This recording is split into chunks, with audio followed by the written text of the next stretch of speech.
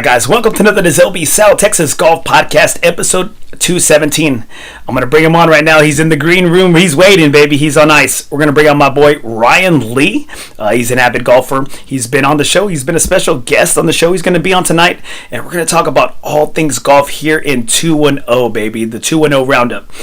Which courses are in great shape right now, especially with the winter coming off, the winter season. We got dormant. We're going to be talking about tournaments. Some guys acting a fool out there in the PGA. His thoughts on live golf. AK. Man, we got a lot of stuff on the menu coming up today. And so it's going to be a banger of a show. I can't wait to have my boy on. It's been a minute since I've seen him. It's been a good minute since I've seen Ryan. And so let's pay some bills right here. Don't forget, guys, FOREBROS Tour Never Golf Alone Again is the presenting sponsor. FOREBROS Tour, baby. A banger of a group, banger of a schedule. Just coming off the 3-man scramble out at Gateway Hills. Big ups to our guy, Robert Vasquez, general manager out there. One of the best people in the game. Just a beautiful human being.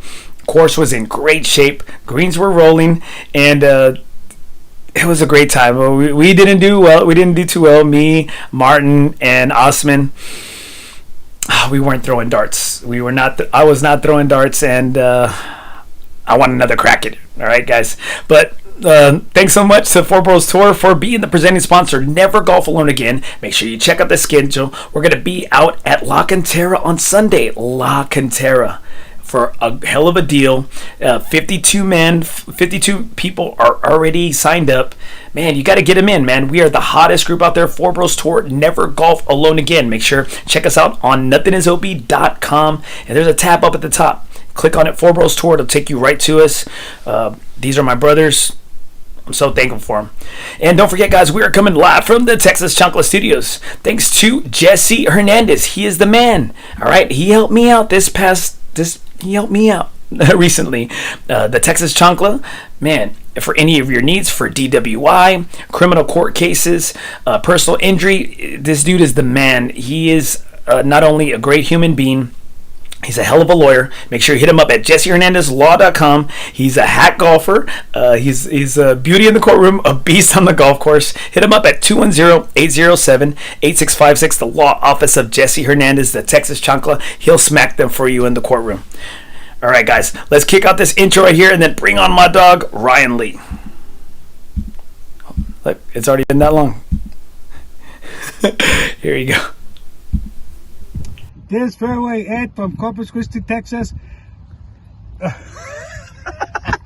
Oh, you're listening to Nothing is OB. Man, this game is crazy. You know, you come out here 1 week, you look like a major champion. The next week, you look like a 25 handicapper from Crabapple, North Dakota. Right there, my Alice boys. Let's go. 3 shots, 4 par, I just do 2, 1 putt, putt 4, birdie, woo-hoo, new driver, info, My replace, interviews, into, pop gonna 5, have a fairway, banger what for you you. fin do? Think I'll try to get on into, start right, go right, good view, it drew, shooter McGavin, 2 thumbs that's up high and 2 fingers pointed at you, pew pew, fairway to green, conk off that I'm playing, sometimes these par 3 green look like an island, I'm plunging to keep it on dry land, at least I'm not. All right, guys, and here we are. My dog, Ryan Lee. How we doing tonight, my boy? What it do, my man? How's it going? Bro, okay, so tell me, okay, this has been on my mind. That's my boy Ryan Lee right here, episode 217, but I always have a question, right? It's on my mind.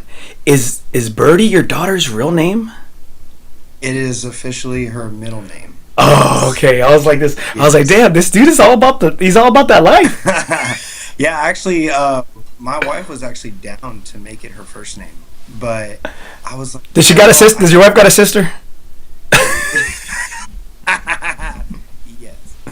But yeah, she was down to make it her first name, but I was like, let's just make it her middle name, and then like she can kind of choose, and it can kind of look like nickname, but it'll be like cute, and then if she decides to go with it, great. If not, it'll always be there. Bro, I love it. I love it, dude. I love it. Yeah. Like, I love it, dude. I'm like, you know what? But I think you're setting her up for failure, bro. Like, if she gets anything less than a birdie, it's it's like, is her first name? To get at least one.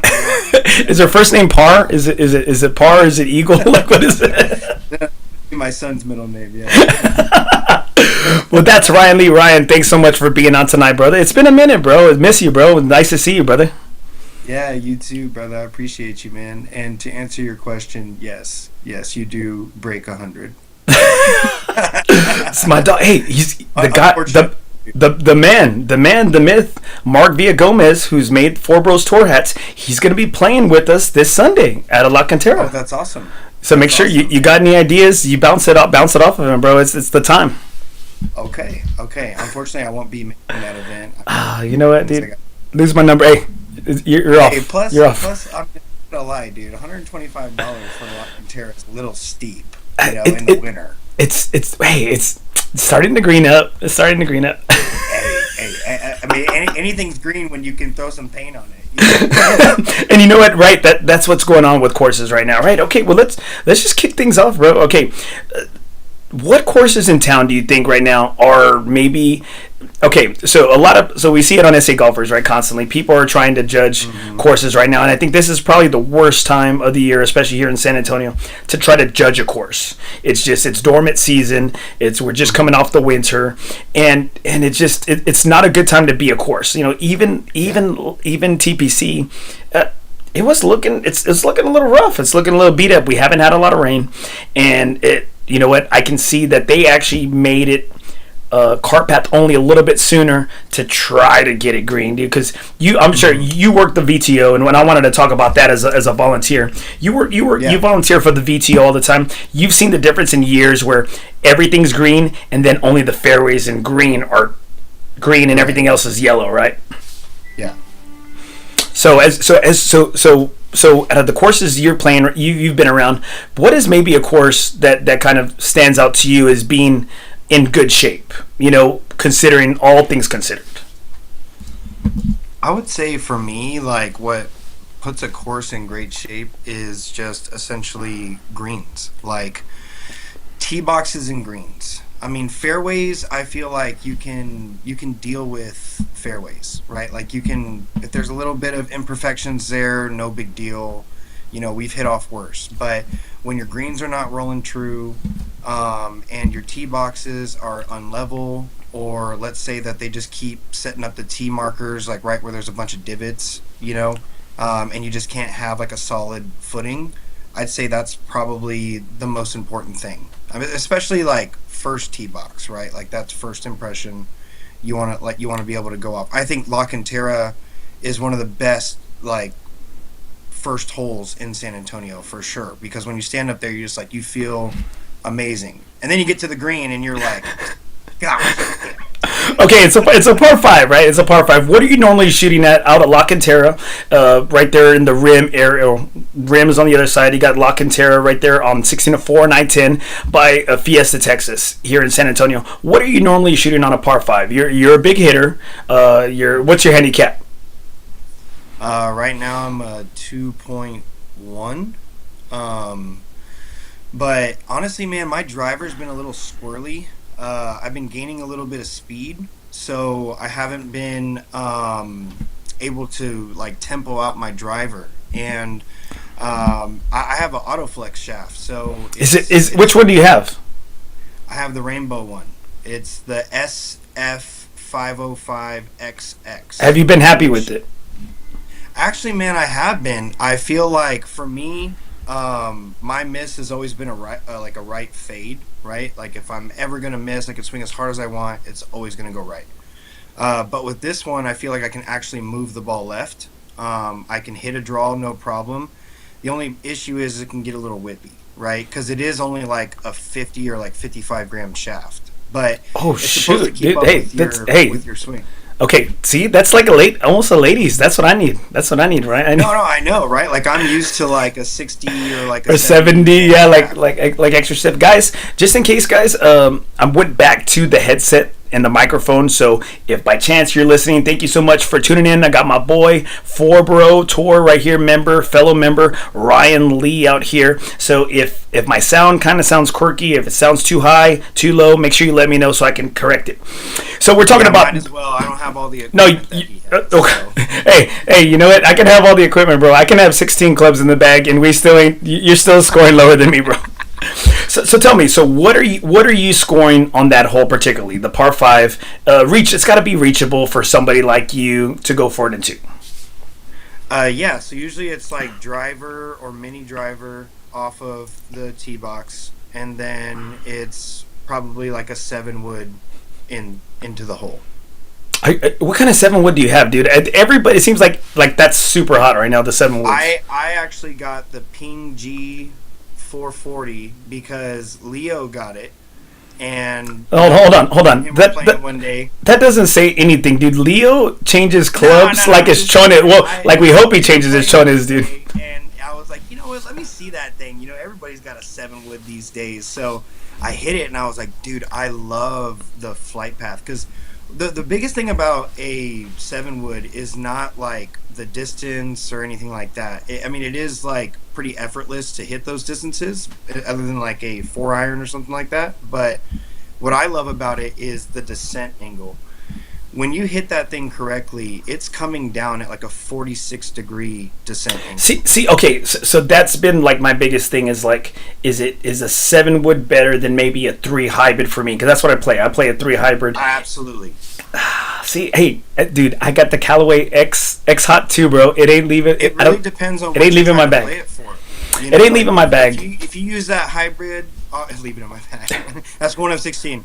So if you hit it off the tee box, right, and like that's like your little fairway finder, and you know you have a little shot shape that you have with it, great. Like those are great little like clubs to have in the bag to make you feel comfortable in those tight spots or like in spots when you have to hit that shot. Right. It is. It's a comfort. It's that 2 a.m. phone call. Mm-hmm. Hey. And remember the last time that I was on this podcast, you asked me what my favorite club was, and I said my hybrid. Right. I took it out of the bag. Oh shit. Yeah. No. The reason why is because I did a bunch of like research and I tested out some different clubs, and I now have a 7 wood and a 9 wood. The 9 wood for my me dad was right this whole time. Like 200 to 220, and then the 7 wood will go. I can drop it down to like a 225, but really it's like my 235 to 250 club. Bro, that's driver. That's driver for me. Yeah. so you say that, right? So it was years back, dude, right? Like my dad and I were playing there in Corpus, and we're about 150. He's about 150 out, and my dad goes, "Hey, Andy boy, do you think a 7 would work here, dude?" And I said 7. Like for me, I said, "Man, I'll hit a 7 150." I said, "Really, Dad, 7?" He goes, "No, it's probably a 9." I said, 9? I said, "You're going the wrong way, dude." He goes, "You know what? It's an 11." And I said, "What do you mean 11?" He goes, "No, hombre." I said, "11 what?" He goes, No, "Sabes que 11 wood, vato." And I'm like, Yeah. 11 wood chingao, dude. And I'm like, hey, maybe my dad had it right this whole time, bro. Dude, he does, man. You know, that guy Tom Watson with all his hybrid irons and stuff, right? I mean, he was on to something when That's he what I started need. with that. It just built from that. You know, now people have freaking 14 woods in their damn bag. I'd see. That's what I'm saying, right, bro? But you're right. You know what? Robert did it the other day. Robert Vasquez posted in on FOREBROS about, hey, 7 woods restocked, tailor made, and man, dude, they went quick, bro. Hey, he knew what he was doing. He knew what he was doing. He goes, "Let me drop these real quick." So right here, got some great comments. Thank you so much for chiming in right now, Conrad Carrillo right here. Conrad, thanks so much for tuning in, brother, and chiming in. I played Brack today, and it was in pretty good shape. The greens were a little spotty, but it was very playable. See, like, okay, and Conrad, my bro, I'm waiting, Conrad. He's got a show, too. It's called Above Par. I'm waiting for him. You know what? You know how it is, bro. You have to invite yourself sometimes, right? Like, being Mexicano, being a short, chubby Mexican, I have to invite myself everywhere, right? And so... Can I come in? or just, hey, back door, baby, right? You got to go through the back door. You're looking through the peephole? We call it, Ryan, pay-per-view. It's pay-per-view. I forgot. You're on your tippy toes. That's why I got strong-ass calves, bro. That's why I got them, baby. Yeah, dude, that's always flexing. And so, you know what? I'm looking at Conrad's stuff, and you know what? He said it right there in that line, playable. I don't think, and I've been a harsh critic of Alamo City, and you know what? I don't think playable and Brack deserve to be in the same sentence. It shouldn't, because of the history behind it. You know, I mean, when you talk about Willow Springs, when you talk about Brackenridge, when you talk about Oak Hills, when you talk about TPC, these are all places that have hosted the Valero Texas Open. Amen. And the Valero Texas Open are, it's not like just some little one-off tournament. Like, this has been around since the early 1900s, and it hasn't changed. It hasn't, changed cities. It's been the same city. It's been in the same city. And, San Antonio gets overlooked as a city all the time. But for the longest time, I mean, we were the 7th largest city in the nation, and I think we're actually the 6th now, if I'm correct about that. But we are growing rapidly. And you could see that in our highways. You could see that in the real estate. I mean, you could see that in everything. So it's San Antonio is truly on the map. And I think the Spurs and their success only contributes to that. Back when Tim Duncan, David Robinson, all those guys, I mean, their success brought tremendous growth to the city of San Antonio. So I think Wimby and everybody else, and you've got Project Marvel, and you've got all these things that are coming, it's only going to be good for us. And I think truly, like, I just played with a guy today who's up in like Round Rock area, like Georgetown, Austin. He's like, man, I miss San Antonio golf. Because we have such an array of options, and it actually is pretty affordable. You start going up to places like that, shit just gets private, And so you're right, and everything you're saying, that was one of the big reasons I started the podcast in 2018, is to really kind of make sure to promote and prove that San Antonio is a golf destination. We are a golf destination city to play. We have it all. You know what? We have the hill country. We got the inner city courses. Like, man, we got outside city limits. Man, we have it all. You know what? And then you have other courses that aren't very far, and they're just up highways. You're not having to hop loops crazy just to get to these beautiful courses. But back to Conrad, like dude, Brack is one of those courses you feel the ghost of golf, right? Like, if you're a golf historian, if you love this game, if this game just does it for you, like, you go there and you feel like you're like, hey, Francis, we met. I might be like, you might be more like Francis. I might be more like the Caddy Eddie, right? Like, hey, like easy squeezy, lemon squeezy, or whatever, right? And so like, it takes you kind of like you're time traveling, right? You're back in that old time. Square greens. You got the freaking old school pro shop, right? And you got like you the ghost of golf live there at Brack. And whenever it's the home to Texas Golf Hall of Fame, and so whenever that course is in bad shape, I'm like, and for the price you charge, it is one of the higher priced courses for Alamo City. But I'm like, come on, like that's what bothers me. Like, you can't be Conrad. I agree with you. Brack can be playable, but that's one thing where I don't think Brack and playable need to be in the same sentence right there. And I think what bothers me is, go for it, bro. Go for that, it. Like, these courses are just taking advantage of the hype of golf right now, right? And it's not even in the sense of like your last conversation or a couple episodes that you had. It's like during dormant seasons like this, during the times when your course is not in great shape, you should be taking care of the people who are coming in to support you at those times and lowering your rates, allowing them to come in at a cheaper time. Maybe that even opens up the door for a few more people to want to come out, because golf is still kind of a gateway sport, right? I mean, so I'm just like, why not just give a helping hand out to the game, lower your prices during these times. I mean, I'm not going to throw names out there, but there are a handful of courses in this city that should not be in the condition that they're in, just given the status, the amount that they charge, everything, right? It shouldn't be that way. And the fact that they are still charging that while in these conditions, in my opinion, is wrong. And then you have the courses that do it right, that take care of the customer. That you got a course like Alsatian, they tell you, hey, you know what, or whenever they're aerating, hey, we got a $5 special. Yes. Golfers, heads up. You got guys out at Gateway like Robert Vasquez. I know what the course of conditions is. Guys, let me drop my rate to get traffic in here, and hey, we take care of, like you said, right? You know what? The greens, are the greens in good shape? Are they rolling true? Do they hold? Do they stick? Can you work your magic on there, right? And so right here, I got some great comments. Let's get to some of these comments right here. Patty Control, did someone put a cigar out on your forehead, bro? It's lit. It's always, and why is it always like why is it always, it's always the white guys, why is it always, hey bro, it's today's Lent. Trying to have some faith. I'll try it, bro, all day I said, you gotta wash, like my daughter's over here, like we went to mass this morning, and like my oldest daughter is over here trying to shape it perfectly, and I said, no babe, the more smudge you have it, the more means you're huerca, like you've done some things, you know. And she's like, Dad, well, why is yours all over the place? Hey, you know me, God knows me, that guy knows me. And so glue some of those little eyeballs on there.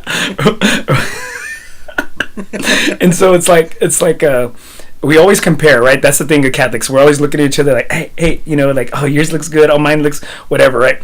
And so I'm trying to make sure all day I wash around this area so that people know that, hey, you know, this guy's holy. So I have a real question. Okay. Don't ask me. Don't ask me what the significance of is. Don't. I'm the worst Catholic ever, bro. I've never been like. Oh man, here you go. At a moment where they do the whole scenario. Is it like Lion King where like they like take some paint and like rub your forehead, bro? Like what is it? Bro, stop. Ryan, you're up. Well, it's they state. Right here, look. I had to bring it up. It's a powerful ancient symbol of mortality, repentance, and humility. So Lent is 40 days, 40 nights. You know, Jesus' time in the desert, right? That. So, but love that. But like, how? It's they say if I can say it right, is like it's like from ashes you were born, and ashes you shall return. Right? I think if that's they say. That's something that they state, right? And it all makes sense because at the end of the day, isn't that where we're ultimately, right? We're gonna, you know, and so I think the thing is that I'm like, man, I'm gonna have my Tony Reale moment, because Tony Reale, I always remember on Pardon the Interruption, he would always be proud to wear it, and so it's just kind of like, I'm not trying to be better than anybody. It's just I'm a sinner too, right? Like we're all sinners, right? Yeah. We all sinners, and so. I was about, you know, we're not supposed to eat meat, right? And I came in, and I'm like, man, I see my daughters, we got some pastas, like chicken Alfredo, and I'm over here, like, chowing down, and she really wanted it, but then she's like, Dad, have it, and then don't have it, Dad, I want it, nope. And then I'm like this, I eat one piece of chicken, I'm like this, see, look, this is God working, babe, here, you take it, because she wanted to take it to work. She wanted to take it to work tomorrow, and so I'm eating damn freaking tostadas over here, and I'm like, gosh dang it. So right here, so Patty, shut the hell up, Patty, right here. I got, hey, Jordan Johnson, dude. Hey, I like this guy, bro. I like this guy's vibe. Yeah, me and him are supposed to be golfing soon. I'm happy. Hey, I need to be there. Ryan. Come on. I need to be there. That's my guy. Good vibes. He's one of the local influencers that I enjoy. I like him, and I want to make sure I try to support him. I got Joseph Vega right here. Joseph, thanks for chiming in, my brother. Corey is always nice. Yeah. And you know what, man? Those guys, dude. But they charge the money. They redid the greens. TIFF 3D, right? TIFF 3D. They're the only course in Southern America, or the southernmost part of America, United States, to have those greens. It's a nursery out at freaking Seamstrung in freaking Florida. They took it over there, and I think they're badass, right? I think they're badass, but Corey is always in great shape. But they have a head agronomy, they have a director of agronomy, and they have a superintendent. So they got the staff, right? They got the staff right there. Right here. They actually have a good staff too. No. Yeah, like top to bottom, right? Grill, front. What is it? Outside services, right? Like, marshals, management there. Dustin Burrell, I believe, is the head professional there. Man, is a general manager. Solid job, right? Solid job. Patty Control right here. Willow, Cedar, River, and the rest. And Jordan. I have to disagree with River, because last time we went to Riverside, it was awful, man. I mean, see, but the thing is about that, Riverside is always up and down, right? It's like once they kind of get it up, well, then what happens? Like it gets down. and then up. Right now, it's in good shape right now. After they did the whole renovation and it was walking only, that was, for that short period of time, that was the best course in San Antonio. Oh, dude, and you know what? And they did it right. They did it right. They babied that course as to how people were able to come back to it, right? Because I must have walked that course probably 20 times during that. It was just the greatest value. You go there. Oh, dude, it was like 20. It was like $26, right? It was like $26. You're paying like $26 and getting a workout. Like, come on. Hey, I only did it one time, dude. I barely made it. I barely made it. He's sitting on hole 13, like. Hey, I was like, can you send somebody over here to hole 13? I was like, is there a car girl that can drive me in? Right here, I got Jordan Johnson right here. San Antonio Golf is where it's at, and true, man. I mean, no lies there. Jordan Calendar missing all my bros is another one. He hasn't been around. I know, he's another one. We're ready. A former FOREBRO here, Jacob Munoz. I ain't scared of no ghost. He didn't want to pay the $25, bro. Dude, I actually Patty, if you can remember his name, put his name in the comments. We played with this guy at Cedar the other day, and he said that he used to play with the FOREBROS tour, and Maya was supposed to come out with us, and he was like, well, thank God Maya didn't come out, because he would have tried to convince me to pay the $25, and I would have had to, and all this stuff. I'm like, well, shit, man, I didn't know Maya was that good of a salesman. Well, he's not. That's the thing. He's not. It's like you just charge the account, right? You just charge the account. Look, you got Rudy Cadillo. He's sending the Venmos. Rudy Cadillo right here. They should have never closed down Pecan Valley. Okay, yes. So I drive by there. I drive by there several times. Yeah, Republic, and we talk about that several times in here. The Republic just missed the COVID kick, the COVID boost, the COVID influx of golfers. Man, they closed down a month before golf was just way hot, right?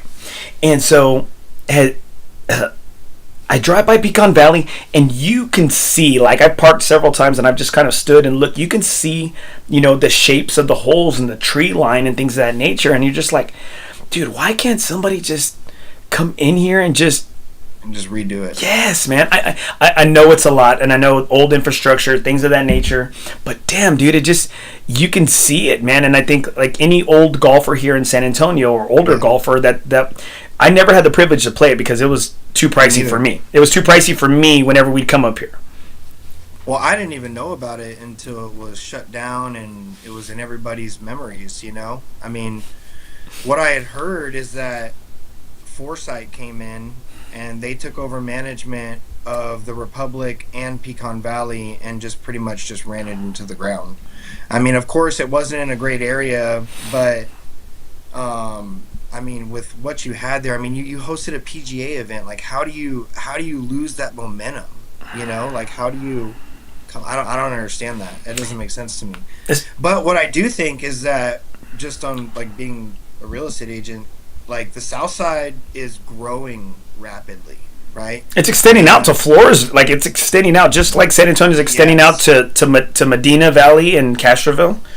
And you've got bigger money coming down there. So I do think it's very possible in the next 20 years that somebody could purchase and try to revamp that, to be honest, and make it a part of like a community or something like that. Because you always hear, right, bro? You always hear the whispers of somebody's gonna buy the Palmer course, right? You always Exactly. right. You always hear it, and then I love when people they say they run it or they're in the same neighborhood, and then they send you the pictures, and you're just like, dude, like, that was such a fun track, right? Mm-hmm. Okay, got some great comments right here. Patty Cottrell. Let's see if I can read all this. The quarry is rough around the edges and soggy fronts. Northern fairways is hitting off of plywood. It's hitting off of plywood. It's thin at Northern Hills. It's thin. Herd Canyon is rough shape. Canyons is in rough shape. Canyon's greens are in rough shape right now. That last freeze that came in. It did a number on y'all?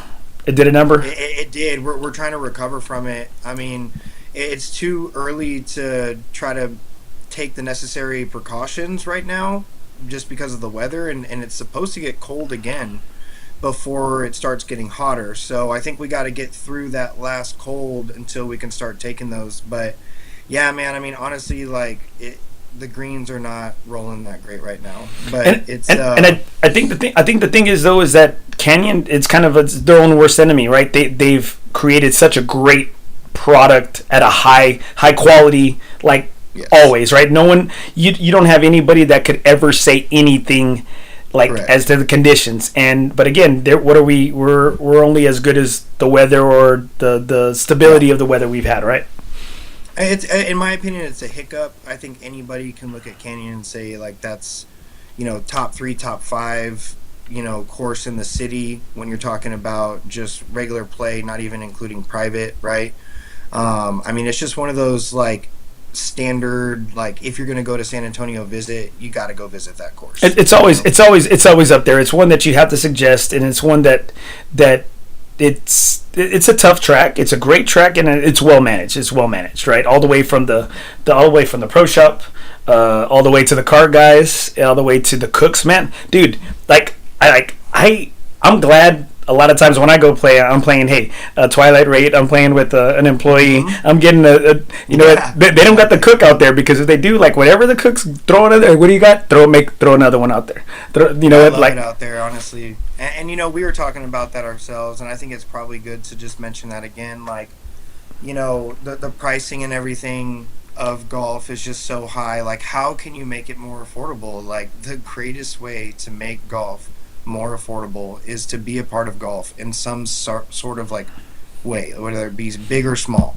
You could work for a golf course for a day, 2 days, whatever their minimum is. Hey, just what do we talk about? What do we say? Like, we weren't gonna bring. I know we're not gonna say which course to go to, but I love this game so much. I want people to be able to play more, and the biggest thing that I hear about it is like, it's so expensive, and it ain't getting cheaper. It's not getting cheaper. It's not. No, it's not. Everyone's trying to cash out right now. Expensive, and it's easy to say like, oh, it's just $50, but okay, if you do, let's say you do 100 rounds a year, right? At $50, that's $5,000, right? Dude, so it's cheaper to do drugs, right? It's cheaper to do drugs. I mean, that's $5,000 just in playing. That's not like your range balls, clubs, drinks, your range, your lunch, shoes, your hats, little ball markers that you buy. Hey, but I will never pay for tees. No, dude. Actually, every time I have a thing. Every time I'm gonna go to the Covey, I'm just gonna take like a bag full. Bro, okay. So I can't say what course it was, but I went to one course, and I think one of my kids, he was a marketing guy, and he's like, Coach, I'll write it off, marketing, right? Hey, come on out, write it off. And so we go, and I think it was like during the summer, and I went like 3 times to this really nice country club, like 3 times in 1 week. And every time I was there, I took like chingles of freaking tees, chingles of tees, right? And they have their insignia and logo on there. Well, that was the first 2 days. The third day I get there, it's just plain white tees.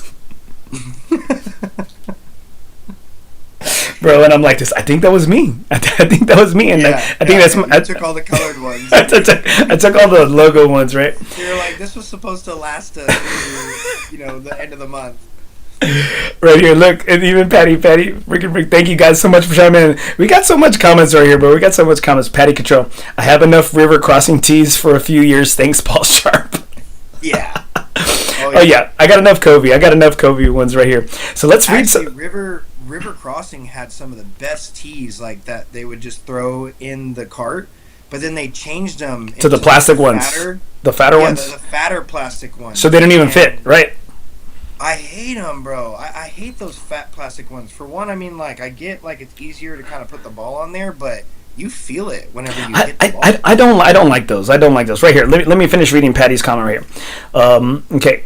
Heard Canyon's in rough shape. Gateway is same as always, solid but slow. Silverhorn is neglected, and tee boxes are brutal.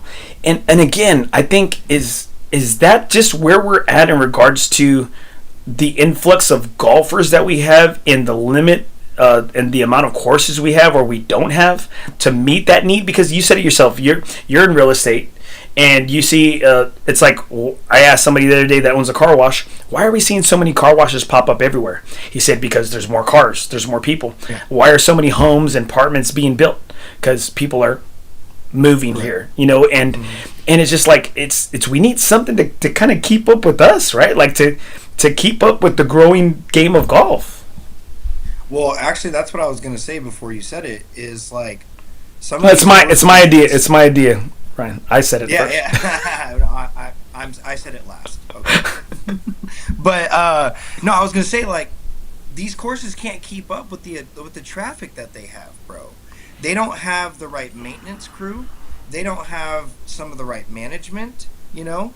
And then even when you have like the right management, you know, the maintenance crew and that whole department, they have their own management. So sometimes the disconnect in the communication can be different from pro shop to maintenance crew, right? And like companies like Troon, right, who manage La Cantera. That's Kissing Tree. Actually, dude, I just played Kissing Tree, and it is in great shape. It is in great shape. Hold on. Let me check. I didn't see. I saw a message about Canyon. I didn't see anything about Kissing Tree. I think maybe it's my burner phone. Maybe it's the burner phone. I actually just played it this week, and it's in great shape. Oh, no doubt, man. Like that's a great course, and I think that's kind of helped us out right here. Got some great comments. We got a lot of comments. Thank you so much for chiming in and tuning in, being part of the show right here. F awesome, and I'm the new review guy. Patty's just being very aggressive. Have you noticed that in his tone lately? Hey, dude, Patty's getting out there. I love it. Right there, look. Hey, the new banner right there. We're gonna rearrange some things, but courtesy of Patty Cottrell right there, baby. Thank you, my man. Sick banner. Dude, it's badass, bro. Like I was taking some pictures of it with me, you know, like just for like. Oh, pretending like you were in the Olympics or something. No, like encuadrada. Like I was just like it was just me, just with the I was in my feels, bro. I was in my feels. Running around like. Right here, Felipe Keynes. Willow Springs is the best right now. I can actually agree with that. I had somebody tell me yesterday that they're running probably about a 12 right now. They're fast. Okay, I'll get to that because I played this past week. Willow Springs is the best right now. Best conditions for this time of year. Just saying. Number 2, longest par 5 in SA. ACGT rates are the lowest in SA. And he's saying that because, you know what, man, this guy's probably a marshal or a starter there, or water boy, water jugs. He might work there. I think he does. I think he he might work there. But I think he bought like the full membership. the diehard membership. But he did it on a firm where he's breaking it up into 4 easy payments. Yeah. So everybody, even Maya, was saying that Willow is probably the best muni right now, and it is. If it is, then we got issues, right? Because what I see in regards to Willow, I see that they're new greens. That they're new greens, not great kept greens. I think they're new greens. Mm-hmm. They're harder, and again, they're trying to keep it for the winter, and they got to keep up with them. I don't think it's because they're in great shape greens. I think it's because they're new greens, and I'm sure you know, like when Almost first came back, man, Almost was hard as a rock. It was flying. Those greens were flying, and so I like what they did to Willow. I like what they did to Willow. I'm chomping at the bit for all these damn courses to get over this dormant season, bro. Can't wait. I can't wait to see some freaking green, dark ass grass. Me too. I just got these new clubs, and I've What'd you get? Tailing it. What'd you get? I got the P7 TWs. The blades. The Tiger. Yeah. That's like a Maz, bro. That's like almost like a Maserati, bro. Can you handle it? Bro, they are nice. I put the X100s on there. It's a good feel. It's the Project X. No, not Project X. True Temper. Mm-hmm. The mid. I think they're the same. They're made by the same people. They're made by the same. They're made by the same company. I believe so. Yeah, I'm not sure. I mean, they probably all come out of the same manufacturer. But right here, Jacob Munoz. F. Osman. That's kind of like a theme right here. Look, Patty Cottrell. I played Riverside today with cart for $38. What more do you want? Like my dad always says, Andy boy, ¿qué más quieres, dude? Like, what more do you want? Like, and again, that's a great rate. Weekday Riverside. I think we are we're blessed to have Alamo City. But it's just like, what do we want? We always want more, right? We always want more. We want more bang for the buck right here. Joe Tejeda. Joe, where has this guy been? Joe Tejeda. Dude, I heard he got injured, and then I don't know. I don't know what happened after that. I don't know, man. Joe, we miss you, brother. I mean, I do.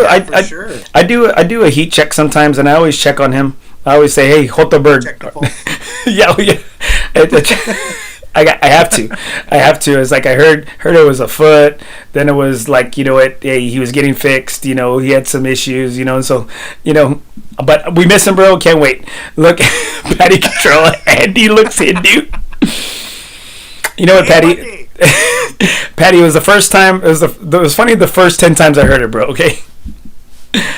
All I gotta say is that I saw another guy with that, and his was bigger. Hey, I've never heard that before. No one's ever told me that. Right here, Orlando Lara, Simba, hey, Simba, Zawanya, right? Jordan Calendar. Andy is signing off by saying, "Thank you, come again." Damn, dude. Hey, that's right. You know what, bro? Hey, everybody has a cross to carry. Everybody's got to cross the bear, and you know what? That's it. Orlando smaller than others. Orlando Lara, dude, hell yeah. Felipe Keynes right here. Dust, dude. Remember. Okay, here we go. Remember that you are dust, and to dust you shall return. Thank you. See, that's my brother in Christ right there. My brother in Christ right there. That's right. Amen. Patty Control. Film during a FOREBROS event, and I'm aiming for your fucking camera and probably hitting you. No, I don't know. Okay, so one of the things we wanted to talk about, right, is local influencers. I know we're talking about courses and we're hopping all over the place, and that's okay. I am one that I'm unable to manage. I talk golf, right? And I'm not I might do some swing stuff and some hole, right? 2 bros, 1 hole. I have that, I keep it in the bag, right? I keep it in the back pocket.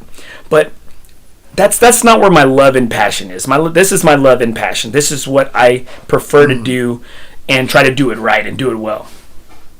But how are you able to? Because I know you've filmed before. Other people film. Jordan films, and I was trying to check him out the other day to see the time and the transition, because I think it can take a long time, and you're a good golfer, and we said that before on here several times. So you're not hitting as many shots as I'm hitting, But does that, as you filmed, does it mess up your game, or does it might in turn mess up other people's games? And speak on that, because you have more experience with that than I do. It's definitely a skill, like, to be able to manage all of that, to try to capture the vision that you have, because to go out there aimlessly with a camera, just trying to think that you're going to put something together, like, you will, but it won't be the product that you want, right? Just like if you try to throw this podcast together. So you kind of got to go out there with like a vision and kind of like a goal, and what is it that I'm really trying to capture here. That's number one. Number two is actually being able to play while you're doing it, right? Like, that's tough, is because if you don't have the right equipment, if you don't have things that are going to make it easy on you, well, then you are just going to be taking that much more time. If you still have to go through your process and stuff, you have to take all of that into consideration. So for me, like, I hit the ball pretty long, so usually I'm waiting on people, so I can't go up there and just like get set up, because most likely I'm in front of somebody, right? So I've got to wait for them to move, and it's got to be like a strategic thing. When I'm filming and golfing, like, especially if I'm doing it by myself, super fast, right? But the other day, like, I went out there and I filmed a match with Patty, and Patty was like, this is cool, but like, this is just, it's kind of weird, right? He's like, I'd rather just come out and just play golf, right? And I was like, no, I get it. I was like, the camera is definitely a different feel. Like, it brings a different atmosphere to it. It's almost like another added pressure, right? Because even though you don't know who's going to watch it. I mean, it could get 200 views, it could get 20,000 views, right? But it's the fact that like you think somebody is watching other than just who's already there. It's like that added pressure. And it could get the views for the right or wrong reason, right? It could like sure. for what was intended or what was unintended. Oh, I've got a great video of Patty that I want to clip so bad, but I think that he'd be mad at me. look right here. Okay, so thank you, Jordan, for chiming in right now, brother. It takes me a normal 4.5 to 5 hours around. LOL. I'm usually already set up and ready to go. And see, and that's like I know some people do it and are capable, and it's kind of just it's the process, right? Like it's the process. Like some people take a long time, like you said, you're a little more methodical on the greens. Me, I'm less methodical on the greens, and I might take more longer in the fairway or chipping or on the tee box, right? And so it's just in like the car, talking. Yeah. Oh, I'm sorry. Was I not supposed to? My bad. I'll shut up. Yeah. I'm on Maya limits me to only a couple stories like around now. He goes, story hey guys. per hole. Yeah. Hey Ryan, I talk golf, bro. I talk golf. I don't play a lot. This is mouth of the south, baby. That's what it is. So, but I'm saying is for somebody like Jordan and some other guys, it's just another step, right? It's kind of like just part of the process for him, and so like I envy people that are able to do it and to where it doesn't affect people, right? And you're able to play your normal game, and then you want to come back and say we took a long time, and it was because of this guy that had this camera and he filmed every shot. And some people, they just do it, and it's like I said, it's part of the process. And I don't think when it's part of the process, you deal with somebody's process, right? Yeah. Well, like here's the thing: it could not change the pace of play, but it could affect somebody because it could be bothersome, right? Maybe they're not used to that. Maybe they don't want to be on camera, and maybe they don't care about YouTube golf at all. And they're like, "Screw this! Like, who's gonna watch this?" You know what I mean? Like, there are people out there like that, and I've come in, into a situation where I've had to talk to them and be like, "Hey, look, man, like." You got your game, I got my game. I'm out here to enjoy my time. You're out here to enjoy yours. I'm not affecting you in any way. If I am, then I'm sorry, buddy, but that's your problem. So right here, Joseph Vega's got a great comment right here. Thank you, Joseph, for chiming in, my brother. And I know he's filmed several. He has one about the quarry, about Worst Fest, I think, classic out there on SA Golfers. I always ask if I get paired up with someone I don't know. Make sure that it's okay with them. I'll say I'm more tired after filming rounds, trying to worry about camera angle, drone, etc. Yes, so I'm on that same lines, right, with Joseph right there. But the thing is, you have somebody, and we're talking about influencers, and one of the influencers that a bit questionable is that I don't know his name. I can't remember his name right now, but it's Buzz something on on TikTok. He does golfing with randoms. Right, with randoms, and that's how you know he's not a golfer, because what do we call a random when we play with the random? We say just some rando, right? Like, hey, yeah, we play with some rando. And so he does it on the Meta glasses, and I don't think these people, like, and I asked him straight up, I said, man, that's a great idea, but do they know that you're filming? And he's like, oh, well, if they don't know by now, then that's on them.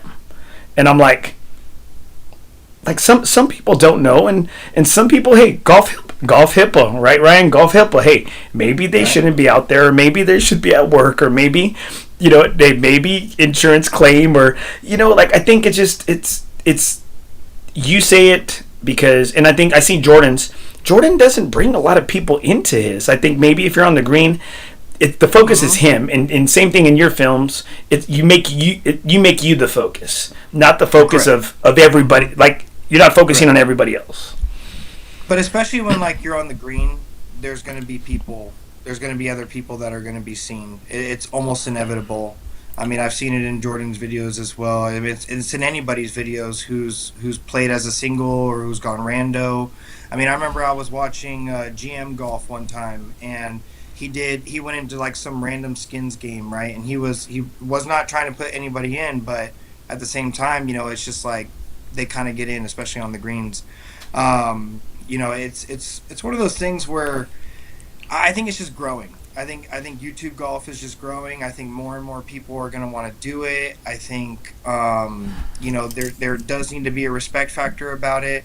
Why I feel comfortable about it is because I'm not out there hacking it. If I was out there hacking it around and trying to film it, I would feel like, what am I doing? No business, right? No business. Yeah, but if I'm actually putting up a decent score, I'm making some birdies, I'm having some fun out there, like I think I'm more than capable of doing it. Patty Cottrell here. This guy, dude. Oh yeah, I want to see this. I'm all over the place. Thank you for your comments, guys. Patty Cottrell, I'm signing a contract next film season, bitch. Yeah, you should have signed it before. Right here, Patty Cottrell again. You fucks film me. Who do you think you are? and okay, and so Ourselves, man. and so okay, so we're all over the place, and hey, nothing's OB, baby, right? And thank you guys so much for your comments. And this is the last one I'm gonna read, and then we'll kind of hop back around right here.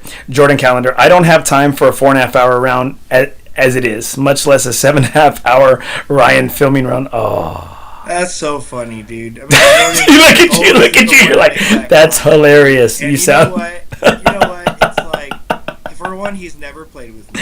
Oh, here we go. Two, I've never had a 7.5 hour round, even when I was at Gateway and they fucked me.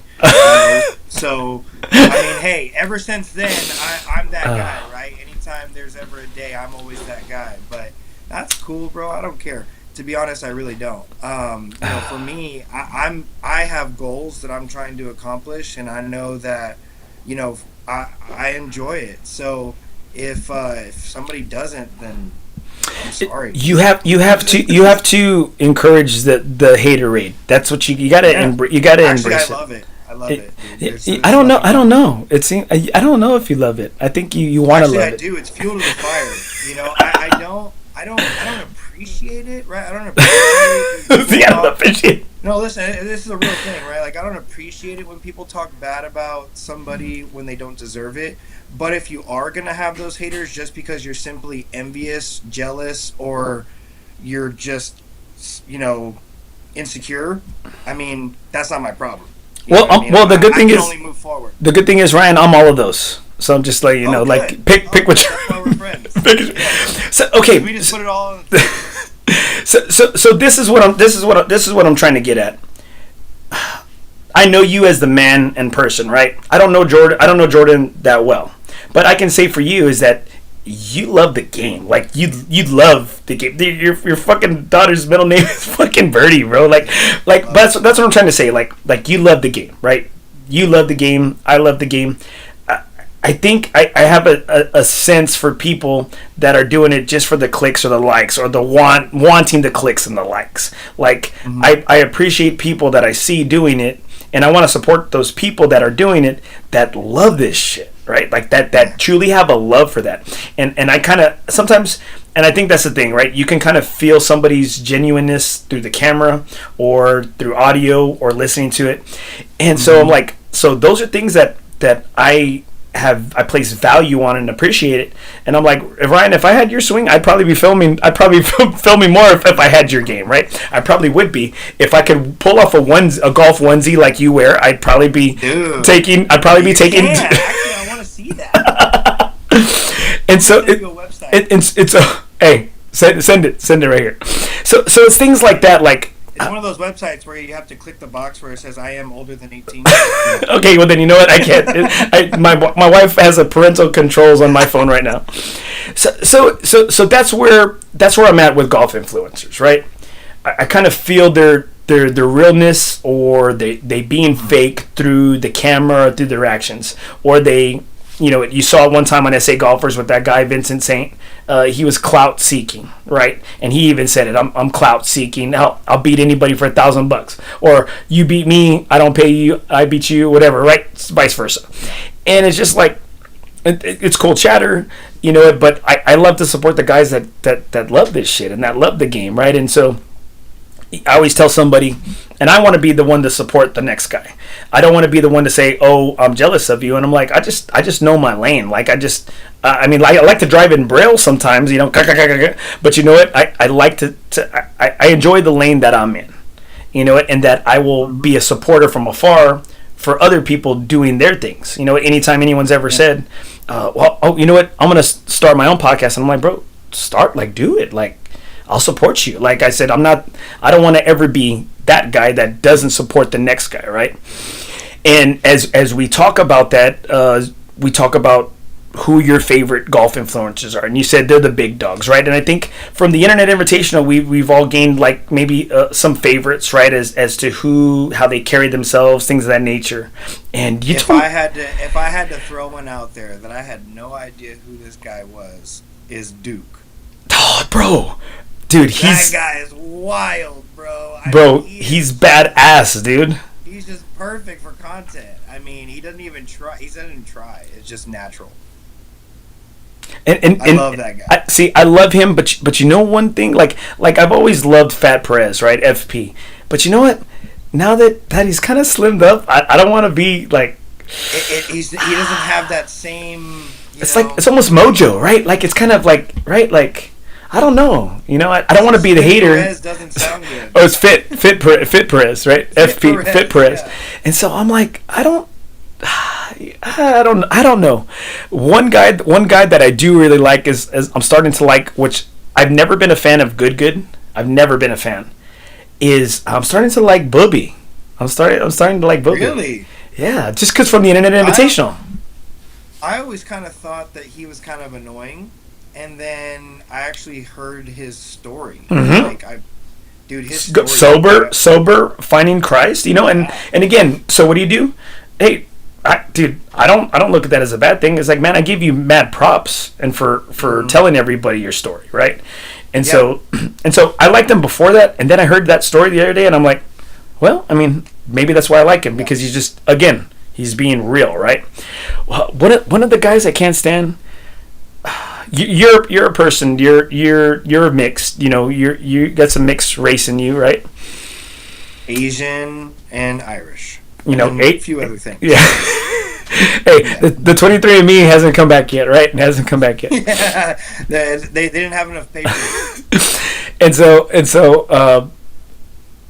I'm always looking to see some colored guy. I want some color out there. I've had my good servings of FP, of Joey Coldcuts, of Bobby Fairways, Grant Horvaths, Micah Morris, like Paige Brannix, even freaking Ches, and was Mo a little bit for me. I'm like, I need more Samoan. Like, man, Mo, be more politic, be more Samoan. Actually, I really like Roger Steele.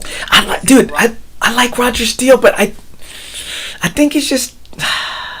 He's got an ego, yeah. I don't mind that. I don't mind it. I just maybe what I want to see is I want more of guys like Malosi and Roger Steele. Maybe I want to see like more guys like that. Mm-hmm. I don't know if it's coming right. Like I want to see somebody of color. I do, because I've seen. Right. You said you want to see more guys. I've seen nothing but. But guys, yeah. But white guys, and I have, and I rock with them, and I even like Gabby Golf Girl, like I liked it, and then she started. But have you seen her content? Dude, as soon as she turned 18, it's gone. It's gone. It was like, is the cameraman her dad and all this? Dude, weird, cringy, trying to show cleavage, dude. It's like it's not a good look for her. I'm like, what are you doing here? Like, oh my gosh. I don't think it's. She doesn't have to do with it. Like she never had. She had a great following. She did all that without it. Right, I don't get it. She doesn't even have the body to be. I know, but it's weird, right? Like, who's on the other end of this camera? I don't know who's telling her to do that, but that's bad advice. Like, that's really bad business advice. Like, you are ruining your career. Right here, Patty Control. I don't see color, just bad shots. Actually, dude, I think I'm the only Asian guy in FOREBROS. No, there's one guy. He walks sometimes. I told him. I said, I got a guy you need to meet. His name's Ryan Lee. Oh. And I pointed him out to you, and then he's like, that's not a Lee, because I think his name's Lee as well. Me and him versus some other race. Hey, but you got to give half You got to give half pops because you're not full blood. You got to give half pops. I mean, damn, dude, I'm the minority in this shit. Okay, so right here, one of the things we've talked about courses, we talked about influencers, and man, guys, thank you so much for the comments. I'm gonna see if I can pull some out. Jordan right here, he makes a great point, because I think he does a good job. I do, and I try to support him, because again, I like his vibe. I see what he's trying to do. He's not up in anybody's face, and you know what? I like it. He makes it straight to the point, and he's a FOREBRO now, so he's with us, and I gotta support our FOREBROs. Absolutely. Jordan Johnson right here. I already know my angle, my setup. My scramble group was searching for balls while I'm waiting and already talking to the camera. So you didn't like that, and so maybe you give more content, right? You give more content in that nature. Well, one of the big things that happened in golf along that lines is he had an influencer this past week, or 2 weeks ago, out at the Phoenix, the Waste Management, paying, obviously trying to create content, paying a fan $100 to yell in a golfer's backswing. You work at a course, you volunteered VTO. What are your thoughts? I'm not going to say you're a golf bro, but you know what? Hey, you're one of my bros, and you love and live the game. You love and live the game. What are your thoughts on it? And is that any point, is that appropriate, or that the type of influencing or social media stuff you want to see? I mean, that's not the type of stuff that this game needs. Those type of influencers, like that guy, anybody who knows that guy, I'm not going to give that guy any credit. He don't need the credit. He's just awful. Just a tool, I literally, the way that he even makes money and how he goes about his business is all just off of like just clout chasing and doing like little stupid stuff like that. So in my opinion, it's not needed. It's not wanted. Those types of people definitely should not be allowed at PGA events, and I'm actually really glad that they went ahead and banned him for life, or for the foreseeable future. Which that should be the answer right there, right? I mean, like, those types of people don't need to be there, and obviously it's hard to like kind of point out what people's intentions are as they're walking in through the door or when they're buying the ticket. But man, I mean, I think just trying to make an example of him as much as you can would be great. And I agree right there. I think I wish more people would have called his ass out, though. I'm kind of disappointed that homeboy didn't. Hey man, no, I'm not going to do that. He didn't get much repercussion. Yeah, right. Like, man, like whoop his ass, right? Like somebody throw it, like, hey, like let's make it bigger, right? Let's make it a thing, and that's the influencing I don't want to see out there. Like, I don't want to see those guys tearing up the greens. I hate that shit. I don't want to see that crap at any moment. And I'm glad they did that. The golf content of like the people who like dress up in like Batman outfits or whatever, and then they go and run up to people on tee boxes with like a megaphone.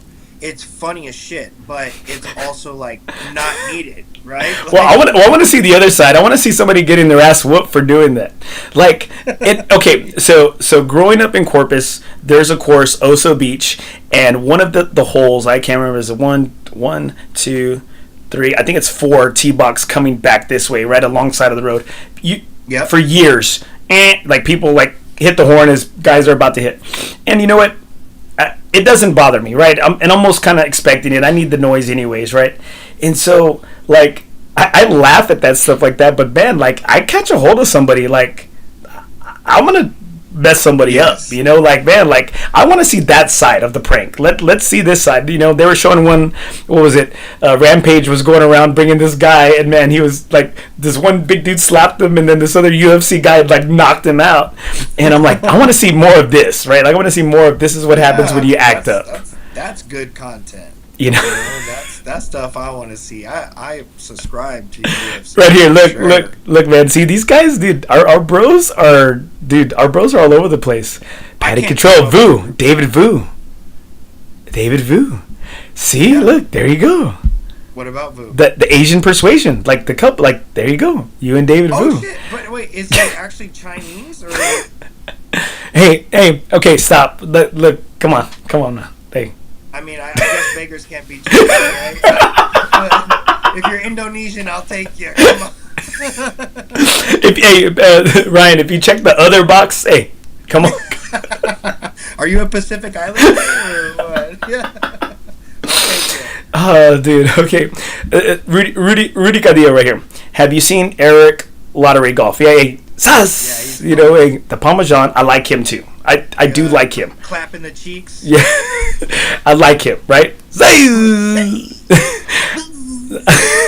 And I like him, but I think the thing is, I like his content. I like his comedy, but I want to see how he interacts with everybody. Right. You know, I don't know. Yeah. Like, is he more like personal? Because Roger Steele, I don't think he's got a lovable personality. I don't think he does. He's like a very like ego guy. Yeah. You know, he's a competitor guy. and again, right here. Like, if I was in his place, I don't know if I would be much different than that, because like I'm a big competitive guy. You know, like I love competition, right? And so like. Micah Morris went on like the Good reunion not too long ago, and I watched that, and Micah was talking about it like, dude, like I just want to win, like I really just want to win, like I know this is all for fun and games or whatever, but like I just want to compete. And then he actually took a while to post on his own page. And then he posted on his, and that was the first video that he came out with in 2026 was about that. Was like that this year he's totally making the transition in the sense of like, I'm not just like golfing to like post matches, like just to post golf. Like I want to win. I want to go out there. I want to compete. I'm going to try to do mini tours. I'm going to try to do all this stuff, right? And I think that's the kind of like influencer that I would want to be once I got to a certain point. Is like I would want to go and try to like test myself in those situations. And again, I agree with you, because I think you have that type of game, right? You have that type of game. You're very methodical. You work on your game. You're a grinder. Like you love range time. So it's like you love you know you like to do all the extra things that make a golfer better. You do like to do those things, right? And so I think, like, for me, this is what I'm doing on the golf side. Like I love talking about the game. I love learning about the game. I love speaking with coaches, with golf personalities. I love just talking shit about golf. Like, I love just that. That's for me. It's more that's my speed, right? And this is what I love and what I enjoy to do, because I tell anybody here, I started the podcast 18 because it's a way to get closer to my dad, or keep my dad here with me at all times. I mean, thank God I still have him. And, but like every time I talk golf, Pops is right here with me, right? Got some great comments right here. Sergio Meneses, my Chinese ginger brother out there trying too hard to be an influencer. My brother. Hey, us redheads got to stick together, man. Right here. Sergio Meneses, the Texas Chancla flying from left field. See, look, flying from left field to the Texas Chancla. Yeah, dude. Hey, you slap him in the face with the Chancla. Bro, okay. So Sergio, we had the privilege of playing there at the Covey, right, for Jesse's birthday, Texas Chancla, and Sergio proceeds to hit a freaking hole-in-one, right? And dude, like the coolest hole-in-one, like Sergio's just like 13th hole-in-one, like okay, like it's just super cool. Like me and the Chancla are going crazy. His son Adrian's going crazy, and he was happy about it because it was one that he hit a hole-in-one in front of his kid. Which I think I don't think, like, hey, freaking memories are being made here, baby. Right? That's what I'm saying. Like, it's a freaking memories, beautiful memories are being made here. And he tells Jesse, he goes, you know what, Jesse? After you win a case, you need to, like, leave, like, a chancla on the losing person's, like, doorstep. Like, you've just been chancla, kind of like, and you know what? I'm over here, like, it's kind of like, the Godfather type thing, where they put the fish in with Luca Brasi's, bulletproof vest. Like, hey, it means it's a Sicilian message. It means Luca Brasi sleeps with the fishes. You know what I mean? And so, like, I'm like, damn, like, that's some good marketing. That's some good marketing right there. That'd be a slap in the face. If that would actually throw in the chancla. Literally, right here. So one of the other things I want to talk about right here is AK, baby, Anthony Kim, winning a golf tournament on LIV there in Australia after 16 years, bro. Yeah, AK, baby.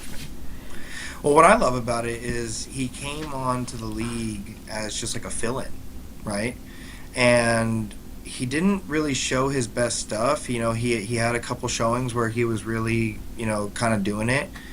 And I think it's really cool for Dustin Johnson to kind of give him a chance on that because, you know, I don't know what the whole situation was. I'm sure it was a money thing with Patrick Reed, right?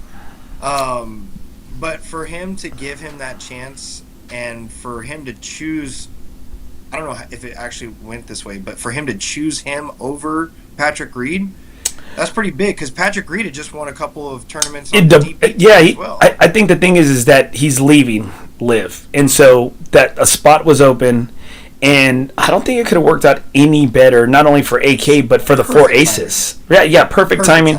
And I think it's just I don't want to say it's like this, but it gave me Masters 2019 Tiger feels. That's what I'm gonna say.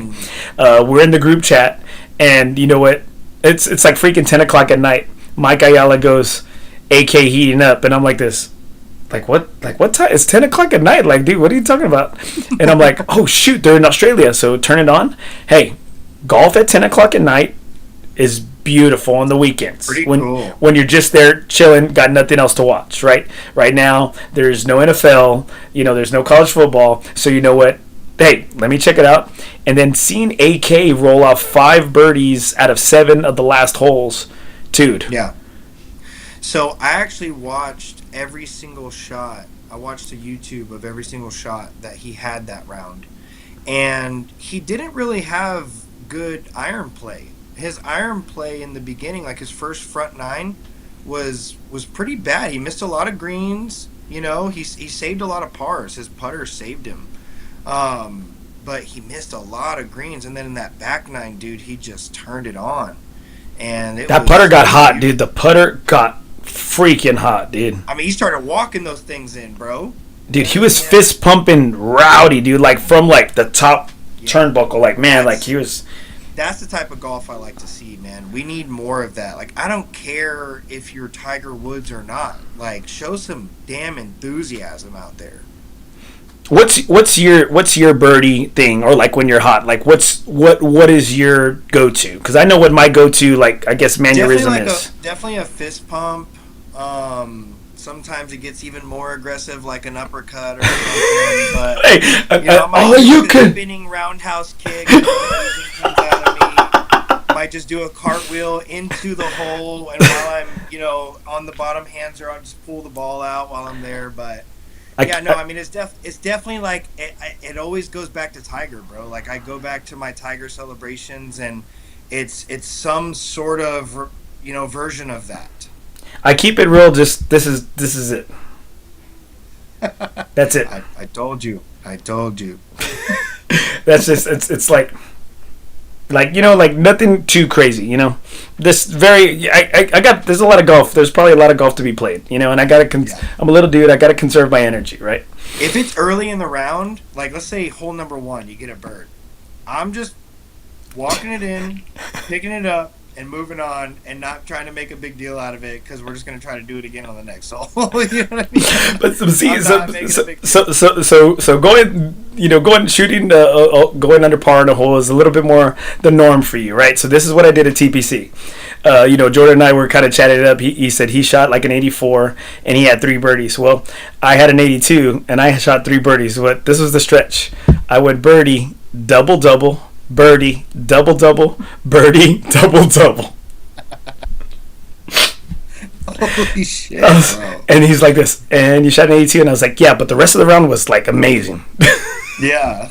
Let's just take those few holes. So I'm like, I said, hey, no one's gonna say that Andy's not a 9-10 handicap because I played to my handicap.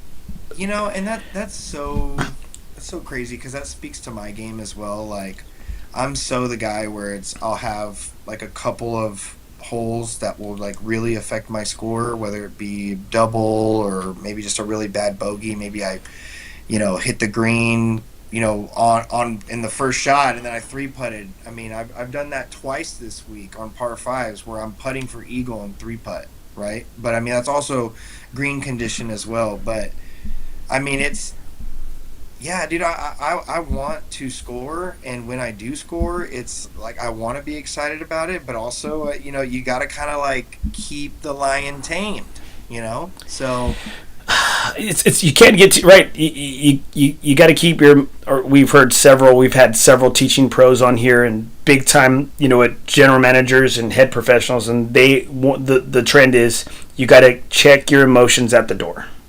And so you got to just keep your emotions in check, and well, that's also kind of part of my process, like before every shot is like forget about the last one, because that was a big downfall for me, like mentally I was so weak in that area in the game of golf for a long time, where the shots just stuck with me, and I would sit there and I'd be 4 shots later, buddy, on a different hole, and I'm still thinking about it. See, that's got to be annoying, right, bro? I'm there with you, dude. I let it linger right here. Let's get to some great comments, man. Patty, look, and Jordan, and I love this because you know what? I feel for Jordan, right? He's in the insurance game. My wife is in the insurance game. His wife is in like kind of like the mental wellness health department. My wife used to be in it, so got a lot of similarities, right? He loves Kobe, like I love Kobe too. So I'm like, you know what? Again, this is a guy that I have to support. I have to, even if I don't like the damn guy. I don't know him that well. I said, but you know what? He likes a lot of stuff I like, so I said I gotta support this dude. Me and him are gonna be making some content soon. You know what? Like I said, I'll talk about it. Let me commentate. How about that? I'm a commentate. There you go. Actually, I would love to have you there. There you go. So he says I don't like to lose. And I love that, right? And then you got Patty right here. Patty's feeling good right now. Last comment. Sorry, I'm drinking liquor. True thoughts. If you want to film and create content, buy the whole foursome. Don't inconvenience 60-year-old Bob just trying to break 90. He's trying to shoot his age, right? Mike Ayala. AK is Ryan Lee's kinfolk. That's right, dude. Oh, dude. That's right. Damn, dude. Now, hey, but back on to Anthony Kim, though, just to say, I do want to say this about him. Like, his tenacity and his ability to be able to come back from what he came from, I mean, like, it's just such a beautiful thing. I mean, addiction is a real thing. It affects us in different ways. People have addictions that can be very minuscule, that don't really affect you on a major way, and then some have addictions that just affect their whole life. And I think we all have our own vices, right? Everybody has a vice, but some of those vices just grip on a little bit tighter. And dude, his vice took almost everything from him, and for him to be able to not only like sit there with his family, bro, with a clear mind, with everything that he put in, with a brand new contract in hand. It's just, I think it's beautiful. It's a beautiful story, dude. Great freaking point, bro. And again, when you have a little girl like we do, or my girls aren't so little, you have to feel for them, and you have to know that you want to make sure that your child sees you in a great light, right? Like sees you succeed. I think that's all the more sweeter. And you know what, dude? He was in that era. He was in that 2006-05 era where I was, I was graduating college, and you know what? Hey, I started to have my own money, and I could afford my own round of golf as opposed to getting somebody to do it or go into the par threes, right? Or getting somebody to pay for it or go to the par threes, and excuse me, and it feels a lot like Tiger, bro. Like I get those Tiger vibes. Like I see one of my golf heroes, guy that I followed, like just tear it up one more time and turn back the clock, and it feels good, man. It's like watching Inside the NBA on a Saturday. It's like watching Midnight Madness, college basketball. Those things we don't have no more, bro. Like those things we don't have no more. Ryan, I couldn't tell you. I love following North Carolina Tar Heels, but you know what? The last several years, dude, everybody's changing colleges. Like it's you can't follow, right? You can't follow the same way you used to be able to. And you know what? Seeing somebody that I know that I used to love, freaking 13, 14, 15 years ago, it feels great, bro. It feels freaking great. At 10 o'clock at night, watching him do it, watching him beat Rahm and chase down Rahm and hold off Bryson. Yes. Come on. I mean, come on. When they started off the day, it was 5 strokes down. And then beat him by like 3. I mean, Look, that's pretty look, crazy. Paul Sharp, Andy, he is married. Get off his sack. But yeah, Paul, but it's common law. It's common. Hey, Ryan, there's still a chance. There's still a chance. There is. And so right here, we got some great comments, guys. Thank you so much, guys, for tuning in. Jeff Beecroft, my dog. I foresee a 4-man scramble with a bottle of allocated bourbon for your dad, the uncle, and you and me. We need to run it back, bro. Okay, so this is one of the things that pissed me off. My cousin Chris calls me. It's my dad's nephew. Uncle Rudy is his dad, the guys that always come up and play, right? Up here. He calls me and he says, hey, man, my dad and your dad are going up to Canyons for a tournament. Can you get 2 guys to play? Because we were on our way to Myrtle. You were already up there. You were already up there early. I was on my way to Myrtle. It was that same day I left. I think it was that Thursday. I left that Thursday, right, on the way up there. You're already up there. Yeah. So I said, you know what, man? You can't just put anybody with your pops and your uncle, the guys who love to enjoy the game, shit talk, like their libations and like their different kinds of smokes, right? And and they love it, but they're grinders, bro. They're grinders, right? So I asked Patty and Johnny Boy to play with them, bro. They have a blast.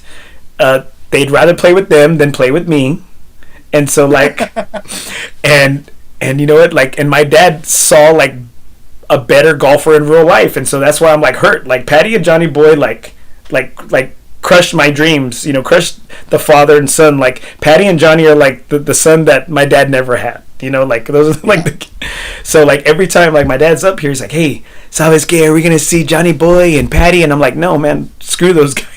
Those guys are dead. Those guys are dead, man. It's like, Dad, we don't hey, they're ex-FOREBROS. They're ex-FOREBROS. We don't bring those guys' names up. And so I played with Jeff, played with us, and again, a great time was had, dude. Like that's one thing, dude. Like us Torres, we love to enjoy ourselves. Mike Ayala, poor Trey got uppercut 7 times at the Ryder Cup. Ryan, did you put it on him? It was pretty bad, but I didn't. But here I have to give some credit to Trey. Okay, some credit. He was playing very aggressive that day. He had all the confidence in the world that he was just going to smack me up and down, and I knew that it was going to be a dogfight because Trey's a good player and we have good matches, and when he's on his game, he is somebody to look out for, right?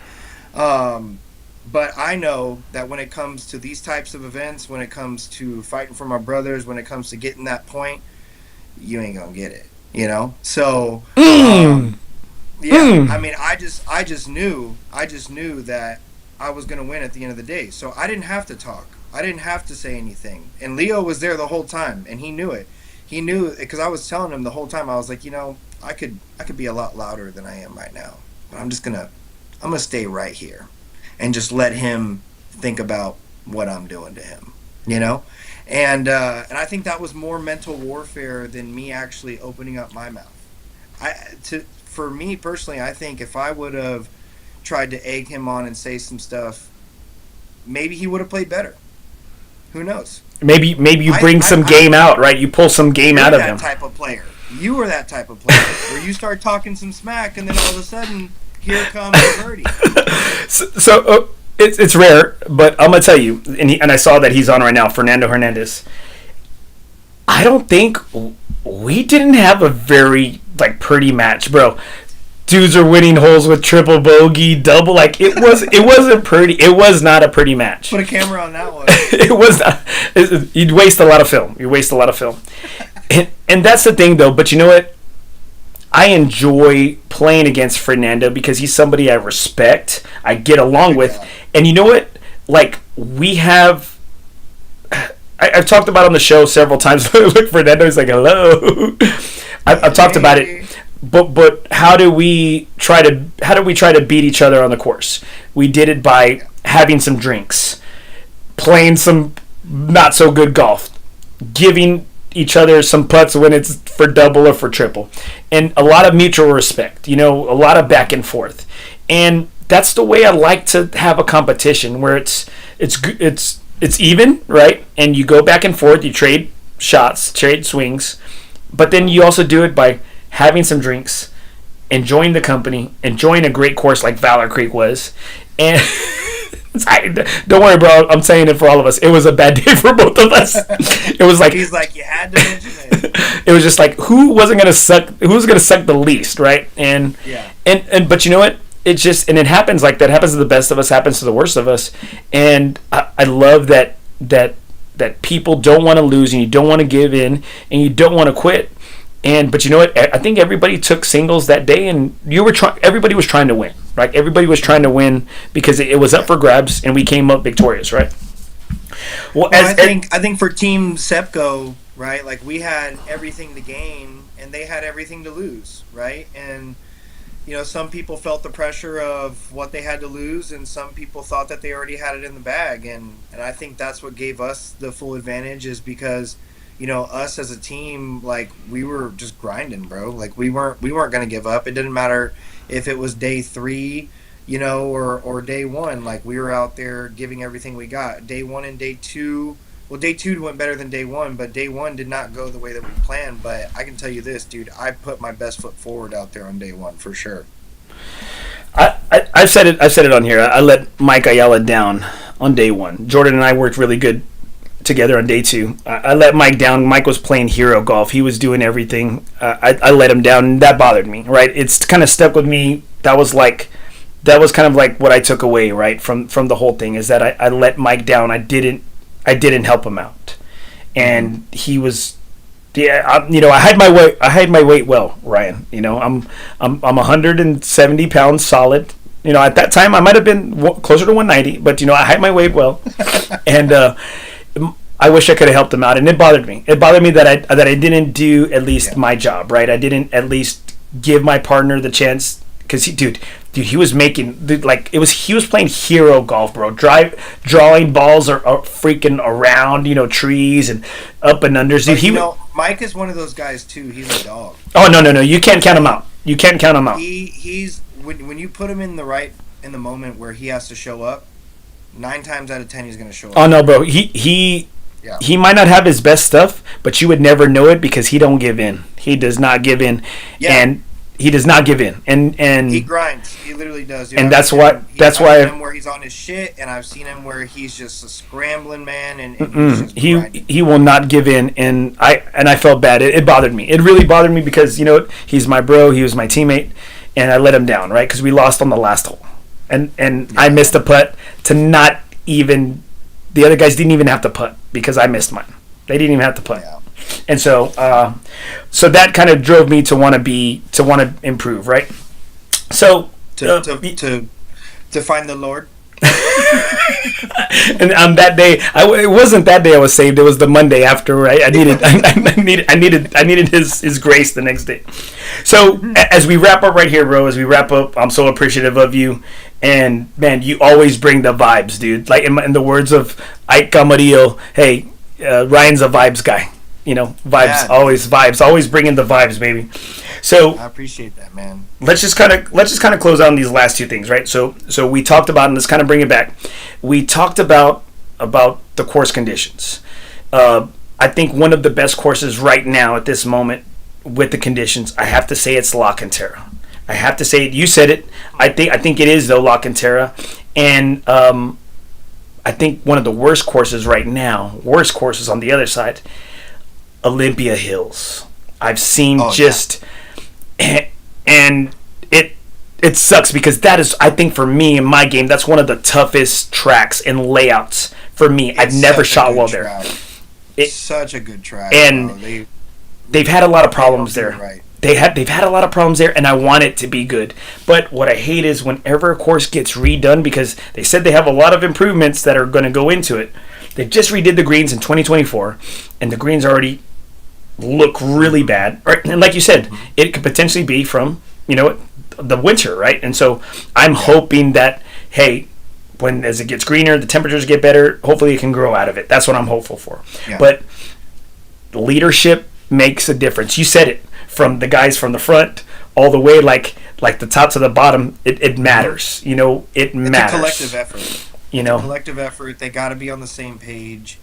Let me give you an example.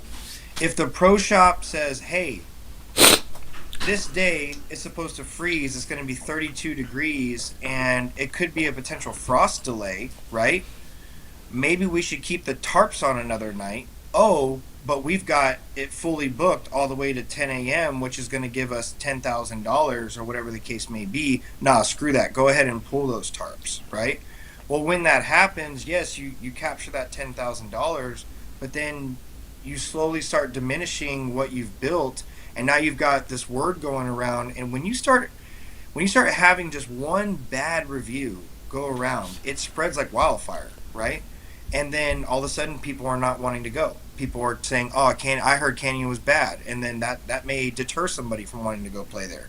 And in my opinion, those situations, it's better to just take the precautionary measures and to maybe tarp it another day. Or hold people back an hour or two. Yeah, push them back.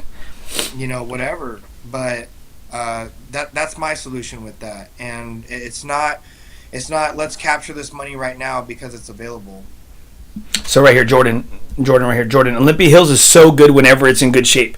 It's one of those courses that they got everything, dude. They got an amazing little short game area, range, like sand bunkers to work out of, and it's a tough track. And you're right, Jordan.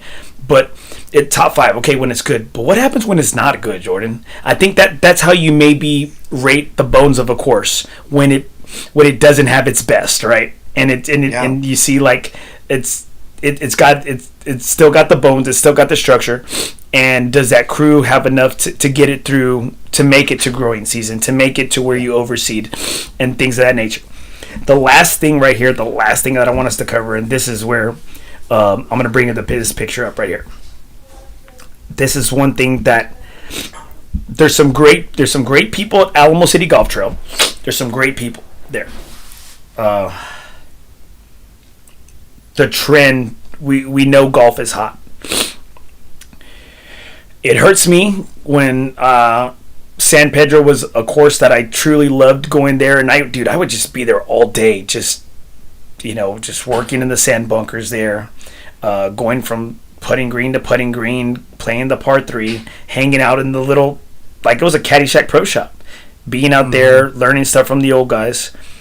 And then they took away a short game area, put synthetic grass there, turf. Then they took it up, then they put a little putt there, have 3 holes you could chip on, only 3 holes you could putt on. Went to mats out at Cedar, took the short game area away, which was a pretty decent short game area for the trail there. They're putting a snack shack there. I just feel like, man, they're trying to cash out, and they're taking a little bit of the love away and the nostalgia from some of these tracks, dude. I'm not a fan of what's going on right now in that regards. I know it's hot. I know you want to make your money, and I think that's one of the things that people have said about Cedar. Oh, it would be great if they had a grill out there, right? Like, are you trying to do like a Canyons? Is that what you're about to start charging close to Canyon numbers? Is that what you want? Yeah. I mean, I don't think they're really set up for people to hang out there, But I do see that as something to where, like, when you're coming off of 9, it's more convenient to drive down to that and go get a sandwich or whatever, right? Than it is to go all the way up to the top, walk into the pro shop, and then come all the way back down. So I can agree with that, but in the other point, no. I mean, I do think that the driving range and those areas are important because I know that there's high schools that golf course supports. And what are those kids going to practice in? I was at a town hall meeting several years back, and it was cool because you got to hear the CEO, Andrew Peterson. You got to hear at the time the marketing director, and several of their leadership team speak in an open forum. And there wasn't a lot of people there. It was at the Bergrum Studio, the little place right behind Brack, right behind Brack's clubhouse. Mm-hmm. And one of the things they spoke about, and it made great sense, is that we are trying not to cater to our customers who might be on the way out. With not so many words, maybe the old guys. Yeah. We're trying to focus and take care of that new customer that's going to spend the next 50 to 60 years with us, which is that junior golfer, right? And what are you doing if you keep taking away these short game little areas? Where do you hone your game? Like where when you instruct, because I know you instruct people, you always try to say, what do? You start from the cup out, right? You start from the hole out. Not the other way around, right? Not the other way around. And your daughter did it the other day. What club did she have in her hand? She had a putter. She had a putter in her hand. It wasn't a driver. Hey, it wasn't a sandwich. You know what I mean? It wasn't a hybrid. It wasn't a 7-wood. But like that's, and again, that's where we kind of built the love for the kids. Yeah. Like it starts here and it works its way out. Well, how can you foster that if you just keep taking those away? And I had to, as an athletic director, I had to have my golf team go to another facility because San Pedro gets crazy packed. It's a great facility. But when you have all the school's teams there, you're fighting for mat time. You have 3 holes to chip on. You can only and you can't even chip there right now. You can only putt. It's sealed off, like one side's sealed off. And the ground there is awful. And they've eliminated it, so it's like, that's my pet peeve with Alamo City right now. We played the Quarry with FOREBROS not too long ago, and I feel like that is the best practice facility in the city right now when it comes to public courses. Other than the mats situation. Yeah, and you can't hit driver. Yeah, you can't hit driver. But when you come to short, we're talking about short game, that is so good. Their sand bunkers, their wedge green, their putting green, really, really good. And then they also have that new putting green that they just made right by hole number 1. Oh, yes, right by Cementville. And look, here we go. Joseph Vega right here, 100%. And again, I love how they did that up there too. Right? Maybe what people have asked for. It's really nice. And it's nice. And again, it's the leadership. It's just, the leadership all having the same thing aligned, the same goals. It's from the front all the way to the back end. All right. So my brother, thank you so much, man, for being on tonight, bro. I freaking love it. I love your takes. And I might not agree with them, but you know what? I love that you always bring the vibes. You always bring the energy. As we close out today, who's maybe one thing or maybe one person or that you might want to give a shout out to as we close out today? Always and forever, our Lord and Savior Christ. He is Jesus Christ. He is my everything. And my father actually just had a heart attack this past week. And thankfully he's okay. And I can't give enough credit for one, the doctor that did everything for him, but also just God. I'm so thankful to be able to still be able to talk to my dad, and he got released from the hospital today. So that's beautiful, brother. I'm glad. I'm glad, dude. I'm glad he's doing good, and I'm sorry that it occurred, and I'm glad he's doing good, brother. I am. Yeah, man. I really appreciate that. So that's going to be my first shout out for sure. My second one is probably going to have to be just this whole FOREBROS group. You, Maya, everybody on the board. You guys do such a good job, and the group that you've put together is a very strong group, a very tight-knit group, a bunch of good guys. I remember the first time that I ever went to one of your guys' tournaments. It was over at Gateway. It was a 3-man scramble. And I see Maya telling this dude, well, if you don't fucking like him, get the fuck out. And I was like, I fucking like this guy. Hey, am I home? Am I home? I'm home, babe. I'm home. I'm home. Is that my room? I was like, yeah, dude, I like this guy. But because for me, my biggest fear with groups was that of cheating, sandbagging. The biggest fear that everybody has when they join a group. And I think that this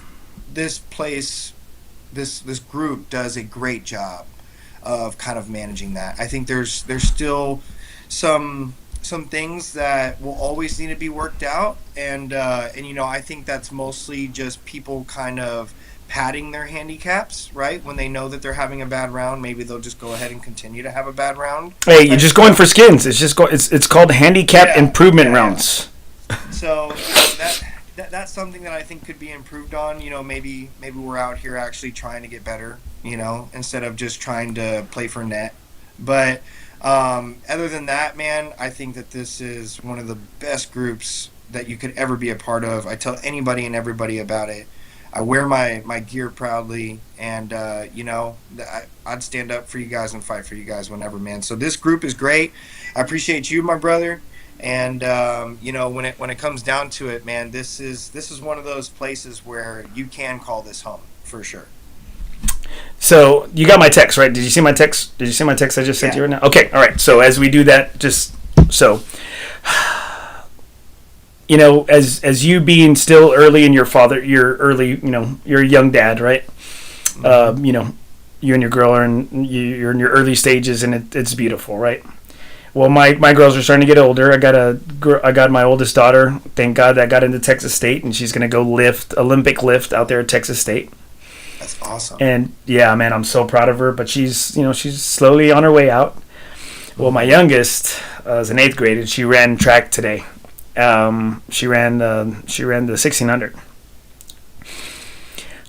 She didn't have her best stuff out there today, and I saw her fighting her little ass off today. My shout out goes to my youngest daughter, Chrissy. Absolutely. Oh man, and TJ was out there. TJ, as soon as I start walking in the stadium, TJ, somebody's Hoto Bird. I'm like, hey, it's TJ. TJ was out there. And so I'm cheering and I'm yelling for her right as she's running. And TJ, hey, daughter, like he's cheering for her too. And so I said, hey, you don't cheer for my daughter. I cheer for my daughter. You don't, like, dude, the cop. There was the cop right there, and the cop was just like, I'm laughing, right? Can't go anywhere without being a FOREBROS. Hey, we're like the bubonic plague, baby. We everywhere. And it was great, right? Like it was great. TJ and our brother, to cheer for my daughter, and she battled it, and I saw her, wincing and in pain, right? And I just kept trying to coach her, right? ABC, always be coaching. And she finished, and you could tell, like, man, she sprinted her little ass off right at the end. And she comes over, in between a race, and she's crying. She comes over crying to me. She says, Dad, I'm sorry, Dad. And I said, what? I said, and I get emotional, right? She said, I'm sorry, Dad. I had a bad race. And I said, dude, I saw you. I said, everybody in the stadium saw you. You were battling your ass off. I said, you didn't quit. I said, did you want to quit? She goes, yeah, I wanted to quit a lot. I said, exactly. I could tell you wanted to quit, but you didn't. I said, dude, man, let's not talk about Daddy's golf game because, man, we'll talk about a lot of quitting, right? And I said, man, you love the grinding, right? When you're out there on the course, right? You love the grinding. And I've always said this about somebody's golf game. It's kind of like how you live your life. And, man, I was so proud of her because she didn't have her best stuff. And I told her, I said, you didn't have your best. You didn't have your best stuff. And I said, but you didn't quit. You didn't give in. I said, dude, I'm proud of you. I said, I'm not mad at you. I said, man, I'm proud of you. Like, I'm even more proud. I said I was probably even more proud today than I was the other meet that she did really well, right? Yeah. And I said, hey, we're gonna work on this. Let's talk about it later. We're gonna talk about the things you did well, and maybe what led to maybe you not being at your best, and we'll try to fix them. I said, but it ain't gonna happen now. I said, man, I'm proud of you, dude. You showed a lot of heart. You toughed it out, you know. And it's moments like that though where you see the potential in those people, and whether it be your daughter or somebody that you're coaching, in those moments you really do see the full potential of them because you know how much they want it. You see the fight that they put in, and those are experiences, even though it was a loss, that they're going to be able to fall back on and say, you know what, I'm growing from this. I'm going to do better. This is what I'm not going to do. This is what put me in this position. This is what I did, and this is what the result was. So I'm going to do this much to try to get here. And it's really important. I think it's just part of growth. Like you'll never be able to understand and appreciate victory without fully feeling a loss. No, right. I tell kids that all the time. you're never gonna know the sweet unless you've known the sour. You're never gonna know the joy unless you've experienced the heartbreak, right? And right here, Monica Abrego, right here, Elmer, the hardest part. And the hardest part is watching it. The hardest part is watching it and just letting know that, hey, at least I got my little one still here with me. That, hey, daddy's got you right here. And man, it was a great way to close it out. Putting a little bit of our heart and soul into this. And Ryan, I appreciate you, my brother. It was a great night, man. Hey, thank you for having me on, dude. And all glory to God. And thank you, FOREBROS. Thank you, Andy Torres. And that's golf, bro. That's golf, bro.